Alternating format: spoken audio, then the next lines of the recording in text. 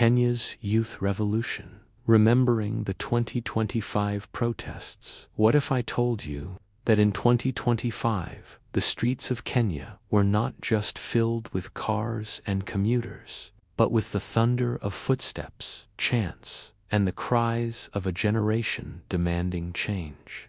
What if I told you that it wasn't the elders, the politicians, or the generals who sparked it, but the youth, the very heartbeat of Africa?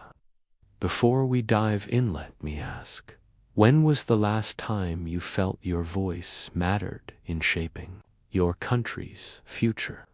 And don't worry, I'm not here to lecture you like some boring professor.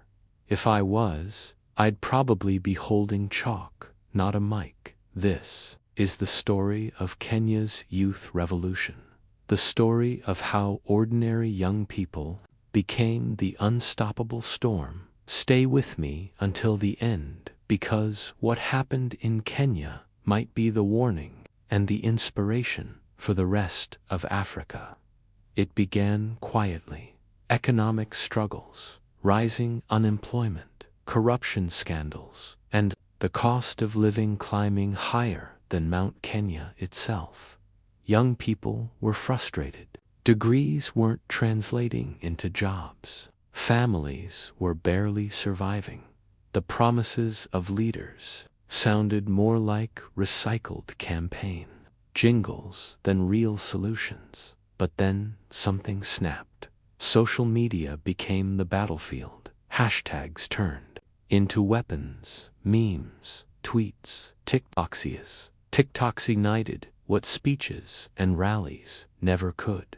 And before the government could blink, Kenya's youth were in the streets. And no, they weren't marching because Wi-Fi was down. They were marching because their future was being stolen. Picture it. Nairobi, Kisumu, Mombasa. Crowds swelling like waves in the ocean. Young men and women chanting, singing, waving placards. Not with guns, but with courage. And yet, the state responded with fear. Police lines, tear gas, rubber bullets. The clash was no longer online, it was face to face. Flesh against steel. One night changed everything. A young protester fell. The cameras caught it. His name trended across the continent. Fear spread, but so did resolve, because when one youth was silenced, 1,000 more found their voice. And here's the twist. Instead of crumbling under the pressure, the protests grew even stronger. But how? How did a scattered, unarmed generation outmaneuver a whole government machine? We'll get to that in a moment. The protests weren't just noise, they were strategy. Encrypted group chats, underground organizing, creative tactics. One day, protesters would flood the highways. The next, they'd disappear, only to reappear. In markets, stadiums, and even churches, they turned music into protest, dance into defiance, and graffiti into the loudest newspaper the world could not ignore. Seriously, who knew spray paint could be more powerful than a government press release? But make no mistake, this wasn't a game.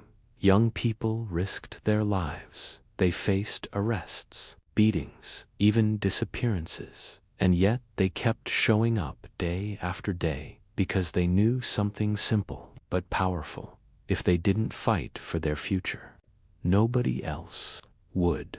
Weeks turned into months. The protests shook the corridors of power. Politicians were forced to address the crisis. Policies shifted. Leaders who once ignored the youth now feared them. But the true victory, it wasn't just in government concessions. It was in the spirit of the youth themselves. For the first time in decades, young Kenyans realized they were not powerless. The revolution wasn't about destruction. It was about awakening.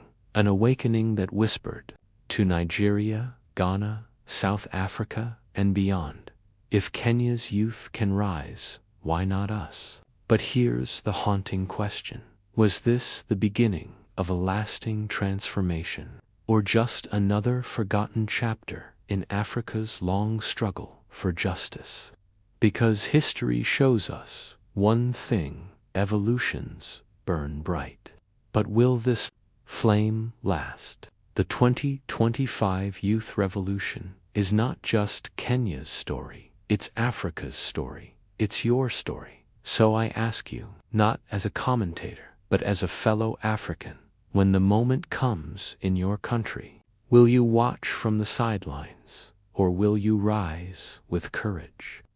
Remember, every great change in history began not with presidents or parliaments, but with ordinary people, young people, who refused to be silent, because the future of Africa is not written in parliament buildings. It is written in the hearts of its youth, and right now the pen is in your hands.